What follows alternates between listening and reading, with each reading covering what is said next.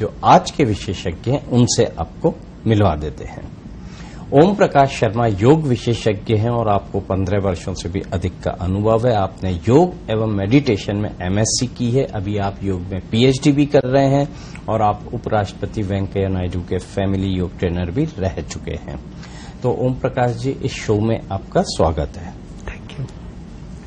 तो असल में हम जब योग करते हैं या कोई सा भी एक्सरसाइज है उसे करते हैं तो उससे हमारे शरीर के अंदर गर्मी उत्पन्न होती है। तो पहला सवाल तो यही आता है कि इस गर्मी के अंदर हम योग करेंगे तो वो तो हमारा ब्लड सर्कुलेशन बढ़ाएगा और हो सकता है कि शरीर के अंदर हीट भी बढ़े। तो क्या योग करना ठीक है इस मौसम में? आपका सवाल एक सही सवाल है इस मौसम को देखकर कि क्योंकि गर्मी बहुत है तो वैसे ही हमारी एनर्जी लेवल बहुत डाउन होता है इस समय पर। लेकिन योग एक ऐसी विधा है जो आपको नुकसान नहीं, आपको फायदा देती है, चाहे आप किसी भी सीजन में करें। लेकिन अगर आप सही रीति से नहीं करेंगे, उसका आपका तरीका सही नहीं है, तो फिर आपको नुकसान हो गया। तो एक कहावत है कि देखा देखी साधे योग, छीजे काया बाड़े रोग, कि अगर आप देखा देखी बिना सोचे समझे कुछ भी करेंगे तो आपको स्वास्थ्य लाभ की जगह रोग हो सकते हैं। लेकिन आप सही तरीके से, आप सही डायरेक्शन में समझदारी से अभ्यास करते हैं तो आपको निश्चित फायदा होगा। जैसे कि अभी हम अभी के मौसम की बात करते हैं कि अभी राजस्थान में गर्मी पीक पर है, कहीं कहीं तो टेम्परेचर 48 to 50 डिग्री तक भी जा रहा है। तो इस समय में हमारा जो बॉडी का एनर्जी बड़ा लो होता है। तो हम ऐसी क्या टेक्निक यूज करें योग के माध्यम से कि हमारा जो एनर्जी लेवल है वो घटे नहीं बल्कि से और बढ़े और हम और स्फूर्ति के साथ, ताजगी के साथ हम हमारे काम को पूरे दिन भर को कर सके। तो आपको क्या करना होता है कि एक तो टाइम का डिसिप्लिन कीजिए कि टाइम आप ऐसा रखिए कि जैसे जैसे दिन बढ़ता है ना तो गर्मी बढ़ती है। तो आप सुबह 5 बजे से लेकर और 7-8 बजे के बीच में ही अपना योगाभ्यास करें। तो सबसे मैं तो कहता हूं कि 8 भी ना बजने दें, सूर्य उदय होते होते आप अपने योगाभ्यास को पूरा कर ले तो आपके पास टाइम भी बचेगा दिन में काम करने के लिए और एक आपको अच्छी आदत हो जाएगी कि आप सुबह जल्दी उठ रहे हैं। और अगर शाम को अगर आपके पास सुबह समय नहीं हो पाता है या किसी भी कारणवश से, और अगर आप शाम को योगाभ्यास करते हैं तो दिन में ना करें, करीबन 7 बजे या 6:30-7 बजे के बाद करें और कम करें। और दूसरी चीज ये देखें कि सपोज आपकी जो बॉडी की स्ट्रेंथ है वो है कि मैं 1 घंटे आराम से योगाभ्यास कर सकता हूं, तो इस मौसम में आप 1 घंटे ना करें, आप सिर्फ 45 मिनट के लिए ही करें। 15 मिनट को आप रिजर्व में रख लें, है ना, क्योंकि हमें सिर्फ जो हम योगा अभ्यास कर रहे हैं कोई कंपटीशन के लिए नहीं कर रहे हैं, हम कर रहे हैं कि हमारी हेल्थ अच्छी रहे। तो इस चीज को थोड़ा सा समझदारी के साथ हमें एक तो अपने आप को चैलेंज में नहीं जाना है कि नहीं साहब 1 घंटा मैं तो 1.25 घंटा करूंगा, तो वो एक थोड़ी सी इनडिसिप्लिन हो गया, आपको प्रॉब्लम हो सकती है। तो एक तो इस चीज का रखें और एक मॉडरेट योगा आसनों का अभ्यास करें आप। और जैसे कि सूर्य नमस्कार ही है, लोग इसका अभ्यास बहुत ज्यादा करते हैं कि वेट कम करने के लिए, इन सब चीजों के लिए। तो आप क्या करें कि 6, 7, 8 सूर्य नमस्कार से ज्यादा ना करें। और जब भी वैगरस जो योगा एक्सरसाइज हो जाती है तो उन 2 एक्सरसाइज के बीच में थोड़ा सा रेस्ट दें अपने आप को, आधा मिनट का थोड़ा सा ब्रीदिंग पर फोकस करें, लंबी श्वासों का करें। और इन दिनों में क्या करें आप कि कार्डियो थोड़ा कम कर दे, वेट वाली एक्सरसाइज को थोड़ा कम कर दे, आप स्ट्रेचिंग्स पे ज्यादा फोकस करें, क्योंकि योग के अंदर बहुत सारी वैरायटीज है जिसमें आपको कार्डियो भी मिलेगा, उसमें आपको वेट के ऊपर भी मिलेगा, स्ट्रेचिंग्स का तो बहुत ज्यादा है। तो ऐसे आसनों को आप ज्यादा से ज्यादा करें जिनसे आपकी बॉडी की मसल्स, ज्वाइंट्स, इनकी स्ट्रेचिंग प्रॉपर हो। और मॉडरेट वे में इन बिटवीन स्ट्रेचिंग्स के बीच में, जैसे कि 2 आपने स्ट्रेचिंग का, जैसे कि आपने योगासन कर लिया, एक कार्डियो टाइप का कुछ कर लिया, एक फिर 2 एक्सरसाइज ऐसी कर ली, योग के आसन ऐसे कर लिए कि जिनसे आपका स्ट्रेचिंग हो रहा है, फिर एक ऐसा किया कि जिसके अंदर आपका वेट का हो रहा है। तो इस तरह अगर प्रोसेस को आप फॉलो करेंगे तो आपको नुकसान बिल्कुल नहीं होगा। योग से नुकसान कभी होता ही नहीं है, ये तो एक तो माइंड से बिल्कुल निकाल देना चाहिए। आपको बेनिफिट्स 100% होंगे, बस तरीका सही हो और टाइमिंग आपकी प्रॉपर हो। अच्छा, आपने जो अभी तरीके बताए हैं कि योग और आसन जो है उनको किस तरह से शुरू करना चाहिए, स्ट्रेचिंग का ध्यान रखना चाहिए, तो कुछ उदाहरण दीजिए ना कि अब मैं सुबह उठ गया हूं 5 बजे या 6 बजे और मेरे को अब योगासन करने हैं, तो मैं कैसे शुरू करूं? हाँ, ये एक अच्छी चीज है। इसमें क्या कर सकते हैं आप, जब भी आप कोई भी, जैसे कि आप आसनों पे जाना चाहते हैं तो उससे पहले थोड़ा वार्म अप कीजिए अपने आप को। वार्म अप में थोड़ा सा जॉगिंग, जंपिंग वगैरह कीजिए, थोड़ा सा सारी स्ट्रेचिंग्स कीजिए, थोड़ा ब्रीदिंग पर फोकस कीजिए, उसके बाद आप आसनों पे आइए। ठीक है, आसनों में जैसे कि शुरुआत आप कर सकते हैं सूर्य नमस्कार से। उससे क्या होगा कि आपका ब्लड सर्कुलेशन पूरी बॉडी में अच्छा हो जाएगा, मसल्स का वार्म अप हो जाएगा, फिर आप आसनों पे आओ। तो इन दिनों में जैसे कि खड़े होने वाले आसनों में अगर आपको मैं कहूं तो 3-4 आसन आप कर सकते हो। जैसे कि आप वृक्ष आसन कर सकते हैं, बहुत अच्छा है। इससे आपका मसल्स, लेग मसल्स की स्ट्रेंथ भी बढ़ती है, साथ ही इससे हमारा माइंड कंसंट्रेशन होता है और बॉडी अलाइनमेंट होता है। इसके अलावा आप वीरभद्रासन कर सकते हैं। वीरभद्रासन के कई वेरिएशंस होते हैं। ये आपको कार्डियो का भी काम कर देता है, स्ट्रेचिंग का भी काम कर देता है और आपकी वेट का भी काम कर देता है। ठीक है, खड़े होने में ये 2-3 आसन आप इस तरह से ले सकते हैं। आप पादहस्तासन कर सकते हैं, इससे आपकी स्पाइन अच्छा रहेगा, पेट अच्छा रहेगा, आपकी लेग मसल्स को काफी इससे हेल्थ इंप्रूव होगी उनकी। आप कर सकते हैं 2-3। फिर आप उसके बाद आप बैठने वाले आसन करेंगे। तो उससे पहले क्या करें कि जैसे कि आप चेंज कर रहे हैं तो आप आधा-पौना मिनट के लिए बिल्कुल शवासन में रेस्ट करें, अपनी बॉडी और माइंड को रिलैक्स करें और तैयार करें, दोनों को कोऑर्डिनेट करके। फिर आप बैठने वाले आसन मॉडरेट वे में जाइए कि जैसे आपने भू नमन आसन कर लिया, बहुत अच्छा आसन है। इससे आपका पूरा पेट और पीठ दोनों का अच्छा व्यायाम हो जाता है, साथ ही नेक को भी अच्छी हेल्थ देता है। फिर आप अर्धमत्स्येंद्र आसन कर सकते हैं, आप उष्ट्रासन कर सकते हैं, ये बिल्कुल मॉडरेट वे में होने वाला है। आप मंडूक आसन कर सकते हैं, ये आपके डाइजेशन को बहुत अच्छा रखता है। इसके अलावा आप भुजंग आसन कर सकते हैं। जब लेटने वाले आसनों में जाएंगे तो आप भुजंग आसन कर लो। अब फिर घुटनों के बल बैठकर किए जाने वालों में गोमुख आसन है, बहुत अच्छा आसन है। इससे क्या होगा कि आपकी एक तो चेस्ट डेवलप होती है, जो चेस्ट रीजन है, आपके शोल्डर स्ट्रांग होंगे, आपका ब्रीदिंग प्रोसेस बहुत अच्छा हो जाता है। और इसको आप 2 तरीके से कर सकते हो। वज्रासन में बैठ के करोगे तो डाइजेशन का भी काम हो गया, प्लस आपका चेस्ट रीजन भी ठीक हो गया। लेटने वाले आसनों में मैं अगर इसमें कहूं तो आप धनुरासन कीजिए, आप भुजंग आसन कीजिए, इसके अलावा आप शलभ आसन कीजिए। अगर आपको लगता है कि और अच्छा मेरे को इसमें थोड़ा स्ट्रेंथ वाला करना है तो आप चतुरंग आसन कीजिए। अगर आप इसको थोड़ा मॉडर्न वे में बोले ना तो आप प्लैंक इसे बोल सकते हैं, आप प्लैंक कीजिए। ठीक है, इसके वेरिएशंस होते हैं उसके। तो उससे क्या होगा, आपकी कोर जो नेवल रीजन वाला और हिप्स और बैक, ये सब काफी स्ट्रांग होंगे, आपकी थाइज स्ट्रांग होगी। साथ ही आप इसके अलावा नौका आसन कर सकते हैं। नौका आसन बैठ के किया जाता है और आप एक नाव की तरह आपकी स्थिति हो जाती है, तो वो आपके कोर मसल्स के लिए काफी। तो इस तरह से आप थोड़ा समझदारी के साथ, और मैं कहता हूं कि ज्यादा आसनों की जरूरत नहीं है, आप 7 से 8 या 9 आसन ले लीजिए। और हाँ, जब भी आप आसन करते हो तो फटाफट मत कीजिए, आप उसको टाइम दीजिए, है ना। वो कहते हैं कि स्थिरम सुखम आसनम, कभी भी कोई आसन करो स्थिरता के साथ करो, उस पर आपके बॉडी, माइंड, सब चीजों को एक साथ लेकर आइए, है ना। ब्रीदिंग को उसके साथ लेकर आइए।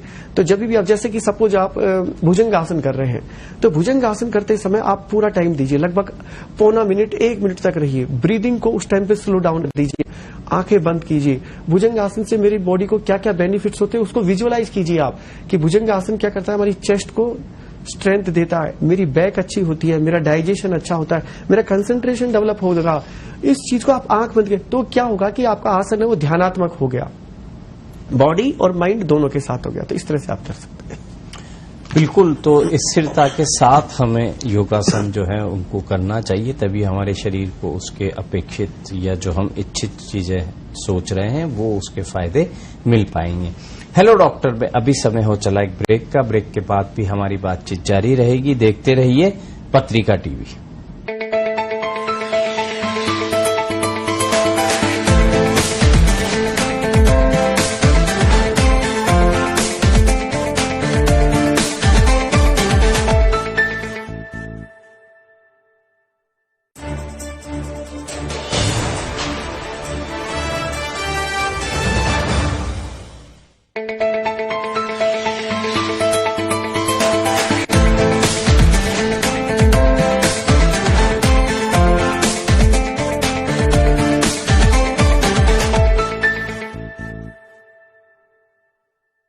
ब्रेक के बाद आपका एक बार फिर स्वागत है। हेलो डॉक्टर में हम बात कर रहे हैं गर्मी से जुड़े योग को लेकर, और हमारे साथ मौजूद हैं ओम प्रकाश शर्मा जी। आप योग विशेषज्ञ हैं अच्छा, अभी आपने इतने आसन बताए कि खड़े होने वाली अवस्था में कौन से योग आसन लगाए जा सकते हैं, फिर उसके बाद आपको बैठ कर किए जाने वाले आसन लगाने चाहिए और उसके बाद लेट कर किए जाने वाले। तो ये जो आसन है ये क्या सब लोगों के लिए है या कुछ लोगों के लिए इनकी मनाही है, उनकी शारीरिक स्थिति ऐसी है कि वे नहीं कर सकते हैं, तो थोड़ा उसके बारे में बताइए।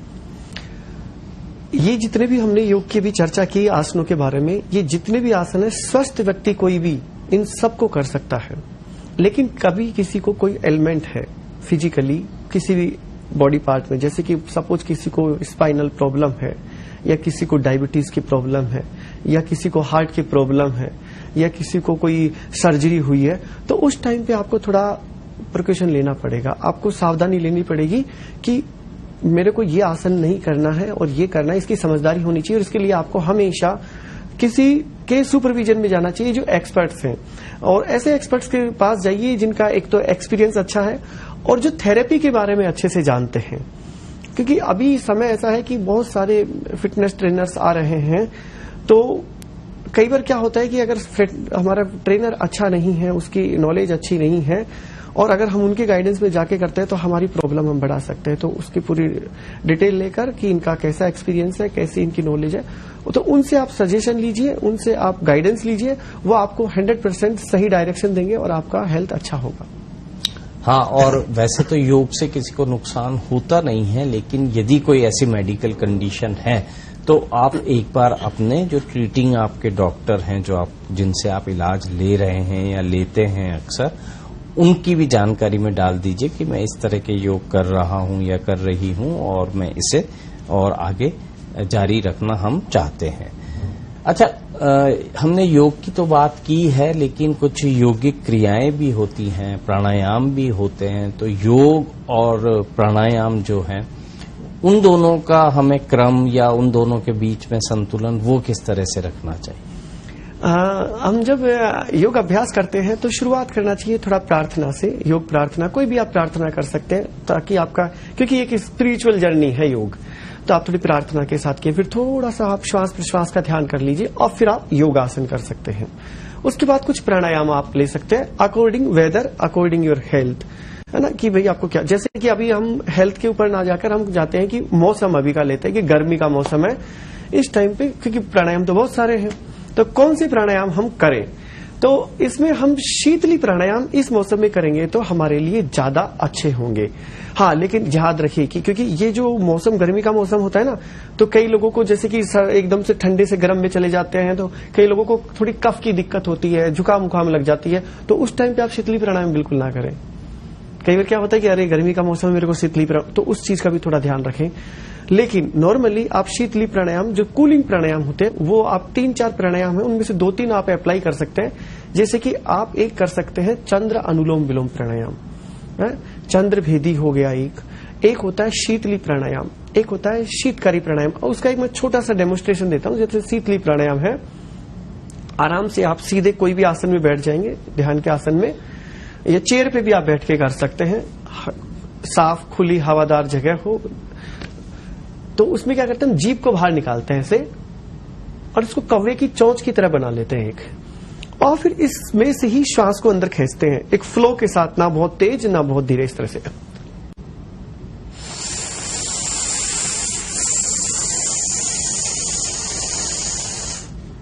पूरी सांस खींच के मुंह को बंद करेंगे और फिर आराम से नाक से सांस को छोड़ेंगे। जब आप करेंगे ना इसको, तभी आपको इतना ठंडा फील होगा। मैं तो कहता हूं कि जब आपको सपोज कहीं पानी नहीं मिल रहा है पीने के लिए, और उस समय आप चाहते हो कि मेरा गला ना सूखे, आप ये 2-3 प्राणायाम कर लेंगे ना, तो आपको 50-60% आपकी प्यास पर कंट्रोल हो जाएगा उसी वक्त। एक तो ये कर सकते हो, इसको कम से कम आप 9 से 11 बार कीजिए, आराम से कीजिए। दूसरा चंद्र अनुलोम विलोम, यानी हमारी जो ब्रीदिंग है लेफ्ट नोस्ट्रिल और राइट नोस्ट्रिल से चलती है। अब हमें क्या करना है, बिल्कुल बेसिक चीज करनी है। यहां हमें लेफ्ट से लेना है और राइट से छोड़ना है। याद रखिए कि हमारे बाएं नासिका से श्वास लेना है और दाएं से छोड़ना है। आप तो सिर्फ इतना कर लीजिएगा, और ये प्राणायाम आप कीजिएगा कम से कम 5 से 7 मिनट। आप देखेंगे कि इस प्राणायाम को करते करते करते करते आपकी बॉडी में तो आपको ठंडक फील होगी ही होगी। आपका जो बॉडी, ब्रीथ, माइंड तीनों इस तरह से सिंक्रोनाइज हो जाएंगे कि आपको लगेगा कि सब कुछ शांत हो गया है। आप ध्यान की अवस्था में भी पहुंच जाएंगे इसको करते करते। तो ये 2 प्राणायाम आप आराम से कर सकते हो। और भ्रामरी प्राणायाम कीजिए। आप वैसे उज्जयी प्राणायाम भी इन बिटवीन डाल लीजिए, वो थोड़ा गर्मी पैदा करता है, लेकिन उज्जयी प्राणायाम भी बहुत अच्छा। और इसके अलावा आप स्लो डीप ब्रीदिंग कर सकते हो कि धीरे धीरे श्वासें ली, यानी कि उसका आरोहण और अवरोहण, यानी कि असेंडिंग और डिसेंडिंग को उसको फील कीजिए। कि जैसे कि बहुत बेसिक चीज बता रहा हूं, श्वास लेंगे, आप फील करो कि मेरे थ्रोट में मैं फील कर रहा हूं, गले में, कंठ पे, यहां जहां हमारा चक्र होता है, विशुद्धि चक्र, यहां से होता हुआ अनाहत, अनाहत से मणिपुर, स्वादिष्ठान, मूलाधार, बेस तक जा रहा है श्वास मेरा। और फिर मैं धीरे धीरे श्वास छोड़ रहा हूं तो मेरा श्वास वहीं से वापस उठ के ऊपर चढ़ रहा है, गले को स्पर्श करता हुआ नासिका छिद्रों से बाहर निकल रहा है। आप ये कीजिए, इससे भी आपको बड़े फायदे होंगे। आपकी ध्यान लगेगा, आपकी इंद्रिय जो इनडिसिप्लिन है, जो सेंस प्लेजर का जो इनडिसिप्लिन है, जो हम इंद्रियों के वशीभूत होकर जो गलत आदतों में फंसते जा रहे हैं, उस पर आपका नियंत्रण होगा। अच्छा, जैसे गर्मी तो काफी तेज है और ये योगासन करते हुए यदि किसी को प्यास लगती है तो क्या बीच में पानी पिया जा सकता है? और ये जो योगासन है ये हम सुबह शाम के लिए तो आप बता ही रहे हैं, लेकिन क्या रात में भी किए जा सकते हैं? रात में तो बिल्कुल प्रेफर नहीं करते, लेकिन किसी के पास बिल्कुल ही समय नहीं है। हमारे राजस्थान में एक कहावत है कि ना मामा बीज तो काना मामू चौको साहब। तो अगर आपके पास बिल्कुल ही समय नहीं है, क्योंकि कई बार होता है किसी कारण से सर्कमस्टेंसेस ऐसे होते हैं, तो आप रात को, लेकिन आप खाना खाने से पहले कर लीजिए। खाना खा के तो बिल्कुल ना कीजिए। और मैं कहता हूं कि 9 बजे से पहले सारा काम कर लीजिएगा। लेकिन आप अगर 9 बजे आसन कर रहे हो और 10 बजे खाना खाओगे तो आपका फिर डाइजेशन ठीक नहीं रहा। तो आप कोशिश कीजिए कि सुबह समय निकालिए, या सुबह नहीं निकाल पाते तो 6 से 7, 7:30 के बीच में आप समय निकाल के आप ये योगाभ्यास कीजिए। शाम को योगाभ्यास करने से क्या होगा कि आपके शरीर में अच्छी ताजगी रहेगी, नींद अच्छी आएगी आपको रात को। सुबह जब हम करते हैं योगाभ्यास तो हम पूरे दिन के लिए ऊर्जावान हो जाते हैं। तो जो दिन में हमारी एक्टिविटीज होती है उसके लिए हम पूरी तरह से स्फूर्ति के साथ काम करते हैं। तो रात का तो मैं प्रेफर नहीं करता कि हम ना ही करें। हाँ, रात को आप थोड़ा प्राणायाम जरूर कर सकते हैं, कुछ बेसिक, जैसे कि नाड़ी शोधन प्राणायाम हो गया, या भ्रामरी प्राणायाम हो गया, या उज्जयी प्राणायाम हो गया। ये कुछ आप प्राणायाम आप लेके कर सकते हैं, या कुछ सूक्ष्म व्यायाम कर सकते हैं, थोड़ा वॉक कर सकते हैं। लेकिन खाना खाने के बाद तो बिल्कुल नहीं करना। और खाना कहते हैं कि सूर्य अस्त से पहले ही कर लेना चाहिए, लेकिन आज का तो हमारा पूरा सिस्टम बदल गया है। तो कोशिश कीजिए कि 7:30 से पहले अगर आपने 7:30 से पहले खाना खाना शुरू कर दिया तो देखो, इससे बड़ा आपने समझ लो कि आपने व्रत कर लिया, डेली आप उपवास कर रहे हो। आप 7 बजे खाना खा लेते हो तो आप दूसरे दिन कम से कम 10 बजे से पहले, आप 9-10 बजे से पहले कुछ नहीं खाओगे। आपको आदत चाय पीने की तो आप चाय पी ले, यानी कि आप 12-13 घंटे तक आपका उपवास हो गया। और अगर आप रात को 10-11 बजे खाना खाते हैं तो एक तो क्या होगा, आपका पेट भरा रहेगा तो आपको नींद नहीं आएगी, क्योंकि आपकी बॉडी सिस्टम उसको पाचन को करने में लगा हुआ है, पूरा ब्लड सर्कुलेशन उधर जा रहा है, ब्रेन की तरफ ब्लड सर्कुलेशन कम हो। तो कोशिश कीजिए कि आप समय पे जल्दी से जल्दी खाने का कोशिश करें, और 10 बजे से पहले अपने निंद्रासन में चले जाएं, आप सो जाएं आप। बिल्कुल। तो योग के साथ अच्छी आदतों को अपनाना भी जरूरी है, तभी इनका जो कॉम्बिनेशन है उससे हमें अपेक्षित या इच्छित जो फायदा है वो मिलेगा। हेलो डॉक्टर में अभी समय हो चला एक ब्रेक का। ब्रेक के बाद भी हमारी बातचीत जारी रहेगी। देखते रहिए पत्रिका टीवी।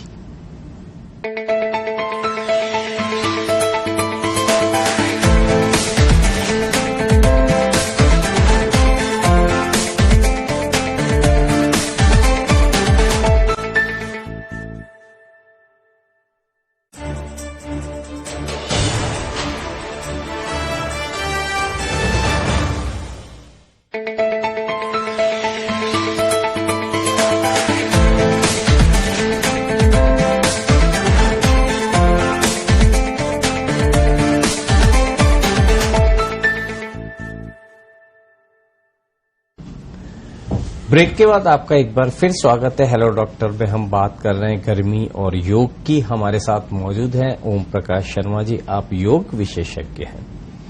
अच्छा, महिलाएं हैं, बुजुर्ग हैं, बच्चे हैं या ऐसे लोग हैं जिन्हें कोई असाध्य बीमारी है या लाइफ स्टाइल संबंधी समस्या है, जैसे डायबिटीज है, बीपी है, हार्ट प्रॉब्लम है, किडनी प्रॉब्लम्स हैं, जोड़ों में समस्याएं हैं, तो इन लोगों के हिसाब से जो अलग अलग वर्ग हैं, इन्हें कौन कौन से योग या योगिक क्रियाएं करना चाहिए? अकॉर्डिंग एज हम इसको थोड़ा सा सेक्शन बना सकते हैं। जैसे कि हम बच्चों से शुरू करते हैं। बच्चे क्या है कि ग्रोइंग होते हैं, तो बच्चों को कुछ ऐसी एक्टिविटीज योग की करनी चाहिए जिससे कि उनका शरीर को ग्रो तो करे, साथ ही उसको स्ट्रेंथ भी दे, ताकतवर बने शरीर। तो उसमें अगर आसनों की बात करें तो ऐसे आसन करें जिससे उनकी लंबाई वगैरह पूरी बढ़े, शरीर पूरा हष्ट पुष्ट दिखे। तो उसके लिए क्या हो गया, जैसे सूर्य नमस्कार। और उम्र का है कि 7-8 साल की उम्र से हम योग शुरू करवाते बच्चों को। प्राणायाम, जैसे कि प्राणायाम में नाड़ी शोधन प्राणायाम, डीप ब्रीदिंग, ये आप भ्रामरी, ताकि उनका कंसंट्रेशन का शुरू से ही आदत हो जाए। अब जब योग आसनों की बात करते हैं तो उनमें थोड़े से ताकत वाले हो गए, जैसे कि सूर्य नमस्कार उनको करवाया जाए, चक्रासन उनको करवाया जाए, लटकने के लिए करवाया जाए उनको, साथ ही उनको क्या करवाया जाए, भुजंगासन, धनुरासन, ये सब उनको करवाया जाए। तो उससे क्या होगा कि जो उनकी जो ग्रोइंग हेल्थ है, जो उनकी हड्डियां हैं, जो उनकी मांसपेशियां, वो सुडौल होंगी, तंदुरुस्त होगी, ताकतवर बनेगी। तो बच्चों को थोड़ा डायनामिक प्रैक्टिस दी जाए और बीच बीच में उनका थोड़ा ब्रीदिंग प्रैक्टिस दी जाए, ताकि क्योंकि बच्चा चंचल होता है और उस चंचल मन को कंट्रोल में करने की शुरू से आदत डाली जाए। तो उनको थोड़ा 2 मिनट 5 मिनट का ध्यान के अभ्यास करवाया जाए, मंत्र चैंटिंग्स उनसे करवाई जाए, श्वासों का ध्यान उनसे करवाया जाए। तो इस तरह से बच्चों का हम रख सकते हैं। और जब हम एडल्ट होते हैं, 20-25 साल की उम्र में आते हैं, उस टाइम पे भी हमें, क्योंकि हम अभी युवा हैं, हमारे अंदर बहुत ऊर्जा है और इसको हमें मेंटेन रखना है लंबे समय तक, ये अब हमारी जिम्मेवारी है। तो डाइट और योग आसन प्राणायाम, इनके ऊपर बड़ा फोकस करें। तो आप सेलेक्ट करेंगे कि अगर सपोज आप 20-25 साल की उम्र तक अगर आपने कुछ नहीं किया पहले और आप बड़े कमजोर हो रहे हो, आपको लगता है कि मेरे को तो थोड़ा सा चलने में मैं थकता हूं, नींद नहीं आ पा रही है, थकान बहुत होती है, शरीर में ताकत भी नहीं है और उम्र 25 की है और फीलिंग 45 की हो रही है, तो उस टाइम पे आपको ऐसे आसन करने हैं जिनसे आपके शरीर में ऊर्जा बढ़े। ठीक है, प्राणायाम ऐसे करने हैं जिससे ऊर्जा बढ़े। जैसे कि जो छोटे बच्चों के लिए मैंने बताया, सेम चीजें उनको, लेकिन ग्रेजुअली लेके आना, एकदम से नहीं लेके आना है, धीरे धीरे धीरे धीरे। जैसे कि सपोज की शुरुआत आपने करी 10 मिनट से, फिर 15-20 मिनट, लगता है कि हाँ आप सब कुछ ठीक हो रहा है, फिर आप सुपरविजन में चले जाइए अच्छे। क्योंकि जैसे जैसे हम आगे बढ़ते हैं तो हमें एक मास्टर की रिक्वायरमेंट होती है, जो हमें सही डायरेक्शन। मास्टर के पास जाने का सबसे अच्छा फायदा क्या होता है कि वो हमारा एक तो समय बचा देता है और हमें सही विधियां बताता है। तो एक तो हम प्रॉब्लम से बच जाएंगे, हमारा समय भी बचेगा और हमें ऐसी चीजें सीखने को मिल जाएगी जिनकी हम कल्पना नहीं कर सकते। तो एक मास्टर के गाइडेंस में जाके आप अभ्यास करें। और जब हम एडल्ट से ऊपर पहुंच जाते हैं, जब हमारी एज 50 के करीब पहुंच जाती है, तो हमें थोड़ी थोड़ी बीमारियां आने लगती है, शरीर थकने लगता है। उसके कई कारण हो सकते हैं, या तो हमारी हैबिट्स हो सकती है या हमारी दिनचर्या हो सकती है, इनके कारण। तो उस टाइम पे आप डेफिनेटली सुपरविजन में ही काम करें। कि सपोज आपको कोई बीमारी हो गई है, और आजकल तो लाइफ स्टाइल डिजीज, इंडिया की ये स्थिति है कि 70% people are suffering with lifestyle disease, जैसे कि हार्ट प्रॉब्लम है, डायबिटीज है, डाइजेशन डिसऑर्डर्स है, स्पाइनल डिसऑर्डर्स है, माइग्रेन है, या फिर माइंड के लेवल पे आप कहेंगे कि एंजाइटी है, डिप्रेशन है। ये सब चीजें बहुत ज्यादा हो रही है क्योंकि हम बहुत मेटेरियलिस्टिक लाइफ स्टाइल जी रहे हैं। तो उस टाइम पे आप सुपरविजन लें एक योग गुरु का या कोई हेल्थ कोच का, जो आपको बताएंगे आपकी हेल्थ के अकॉर्डिंग और आपकी नीड के अकॉर्डिंग कि आपको क्या अभ्यास करना है। तो इस चीज का आप जरूर ध्यान रखें। अच्छा, जब हम योगाभ्यास करते हैं तो जो हमारा खान पान है उसका क्या संबंध है, मतलब उसके साथ हमें कौन सी चीजें लेनी चाहिए, किन चीजों का हमें परहेज करना चाहिए, और जो एक आराम है वो भी मतलब हमें दिन भर में कितना करना चाहिए? आहार बहुत ही महत्वपूर्ण है। आहार एक तरह से हमारी बॉडी का फ्यूल है, एनर्जी का अगर कोई सोर्स है तो वो आहार ही है। अगर आप भूखे पेट है, आपको खाना ही खाने को नहीं मिल रहा है, तो आप एक्सरसाइज कर ही नहीं सकते क्योंकि आपके अंदर एनर्जी नहीं है। एक्सरसाइज करने के लिए भी एनर्जी चाहिए, और जो आपने खाया है उसको एनर्जी में कन्वर्ट करने के लिए एक्सरसाइज करना पड़ता है। सॉरी। तो आप क्या कर सकते हैं, अपनी डाइट के ऊपर बड़े पर्टिकुलर हो जाइए। पर्टिकुलर किस तरह से, जैसे कि आपका प्रोफेशन है, जैसे आपकी हेल्थ है, जैसा आपका एनवायरनमेंट है, उसके अकॉर्डिंग अपना खाना खाइए। जैसे कि अभी हम बात करते हैं, बिल्कुल बेसिक पे जाते हैं कि अभी हम गर्मियों के दिनों में राजस्थान में हैं, तो यहां पे क्या होता है कि गर्मी बहुत ज्यादा है, तो आपको यहाँ का जो देसी खाना होता है वो लिक्विड फॉर्म पर, और गर्मी में तो हमेशा हमें सॉलिड से लिक्विड पर ज्यादा रहना चाहिए। 60 से 70% लिक्विड फूड और 30% to 35% सॉलिड फूड हमारा होना चाहिए। अब वो क्या हो पर्टिकुलर, देखो जैसे कि इन दिनों में लू लगने की बहुत संभावना होती है, तो आम पना होता है, वो बहुत अच्छा है, वो हमारी बॉडी को बहुत ज्यादा न्यूट्रिशंस भी देता है, साथ ही पानी की डिहाइड्रेशन की सप्लाई को भी, प्रॉब्लम को भी रोकता है। साथ ही आप बेल का जूस इन दिनों में पीजिए, बहुत अच्छा है, वो आपके डाइजेशन सिस्टम को तैयार कर रहा है सर्दियों और बरसात के लिए, क्योंकि आप सर्दी और बरसात में आप बड़ा टेस्टी खाना खाने वाले हैं, तो उसके लिए आपका डाइजेशन अच्छा होना चाहिए। बेल का जूस आप पीजिए। और एक हमारे यहाँ राजस्थान में एक बड़ा ही पूरा प्राचीन एक आहार है सत्तू। ये राजस्थान में नहीं है, हमारे महाराष्ट्र चल जाओ या फिर आप बिहार, झारखंड इधर चले जाओ, लेकिन उसकी थोड़ी सी फॉर्म चेंज हो जाती है। हमारे क्या करते हैं, वहां चने का सत्तू बनता है, हमारे यहाँ बनता है जौ का सत्तू। अगर आप एक टाइम भी जौ और चने का सत्तू आप खा लेते हैं, आप निश्चित मान के चलिए आपने आधा दिन का डाइट अपने शरीर को दे दिया है। और ये आपको फाइबर भी दे रहा है, आपको मिनरल्स भी दे रहा है, आपको लिक्विड की भी पूरी सप्लाई कर रहा है। तो आप इसको 100% अपनी डाइट, आप देखो इसमें कोई कुछ भेद ही नहीं है। आप इसको मीठा भी ले सकते हो, नमकीन भी ले सकते हो। आप क्या करो, आप अगर बाई चांस आप ऑफिस आ रहे हो, उसको पाउडर फॉर्म में ले आइए ऑफिस में, अपना एक ग्लास में लीजिए, थोड़ा सा उसको अच्छी तरह से शेक करके मिला के रख दीजिए, उसको 15-20 मिनट के लिए रख दीजिए, क्योंकि उसमें फाइबर बहुत ज्यादा होता है, तो उस पानी को सोक कर ले अच्छे से और उसको आप पीजिए। उससे आपको एक तो भूख नहीं लगेगी अनावश्यक, तो आपका वेट भी कंट्रोल रहेगा। आप सत्तू पीजिए, आप आमपना मैंने बता ही दिया, आप फलों का सेवन ज्यादा से ज्यादा कीजिए, आप शिकंजी लीजिए, है ना। पानी पूरा कम से कम 6 से 8 गिलास पानी पियो। पानी आपके लिए अमृत है, लेकिन साफ सुथरा पानी हो। फ्रिज का ठंडा बहुत चिल्ड पानी बिल्कुल नहीं पीना है, मटके का पानी पीजिए जहां तक हो सके। और जितने भी कोल्ड ड्रिंक्स आते हैं, नाम मैं नहीं लूंगा, लेकिन जितने भी सॉफ्ट ड्रिंक्स आते हैं, ये आपके लिए जहर है। आप जितना इनको यूज करेंगे, आपकी बॉडी को ये अंदर से, जैसे कि दीमक एक फर्नीचर को खा जाती है, वैसे ये आपको खा रही है।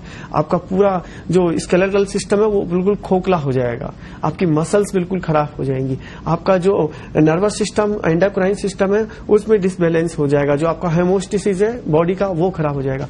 तो डाइट पे इस तरह से ध्यान दें और हरी सब्जियां ज्यादा से ज्यादा सेवन करें, ठीक है। जितनी भी इन दिनों में हरी सब्जी, जैसे टिंडा है, इन दिनों में तोरई आती है, घिया आती है, इन सब चीजों का आप खाइए। हरी सब्जियां ज्यादा ले लें, रोटी थोड़ा कम खाएं। जैसे खरबूजा, तरबूजा है, तरबूज में इतना करीबन 80-90% पानी होता है, उसको आप लीजिए, उसमें मिनरल्स भी बहुत होते हैं। और खरबूजे का तो पना भी बनता है, उसको आप यूज कर सकते हो। जो सुबह आप खाना खाते हो उस टाइम पे छाछ आप जरूर लीजिए, और छाछ में क्या कीजिए, पुदीना और सिका हुआ जीरा, ये आप डाल के खाइएंगे तो आपको डाइजेशन में बड़ा हेल्पफुल रहेगा। बिल्कुल। तो अच्छी आदतें जो हैं वो तो हमें मिलती ही हैं, हमारे भारतीय पद्धति, हमारी जो भारतीय संस्कार, ट्रेडिशंस जो चले आ रहे हैं, उन सब में इन अच्छी आदतों के बारे में बताया गया है। लेकिन अब जो जमाना चल रहा है उसमें हमारे सामने नई तरह की चीजें भी हैं और वो हमें लुभाती भी हैं, लेकिन एक संतुलन रखेंगे तो आप अपनी सेहत का भी ध्यान रख पाएंगे। ओम प्रकाश शर्मा जी को हम धन्यवाद कहेंगे, उन्होंने गर्मी में हम किस तरह से योग कर सकते हैं और कैसी अपनी डाइट रख सकते हैं इसके बारे में हमारे दर्शकों को बताया। हेलो डॉक्टर में आज के लिए बस इतना ही, कल फिर मिलेंगे। देखते रहिए पत्रिका टीवी और रखिए अपनी सेहत का ख्याल। नमस्कार।